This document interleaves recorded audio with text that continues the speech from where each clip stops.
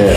Nah, untuk siapa sebenarnya pendiri atau orang yang mencetuskan pembangunan dari Padelan Heritage dan apa latar belakangnya? Kalau mencetus nggak ada. Memang bangunan rumah tua ini dibangun oleh orang Jawa yang namanya Mbah Rosa. Nah, Mbah Rosa itu saudara Bendako. Dia bersama dengan Belanda untuk mengadakan perdagangan tembakonya. Lalu untuk mengapa Padelan Heritage ini sendiri memilih gaya arsitektur yang lumayan berbeda dari bangunan lokal lainnya? Nah, kalau itu dulu Mbah Rosa bersama dengan Belanda, terus ada itu yang mau rumah sendiri dicarikan karena arsitektur dari Belanda, si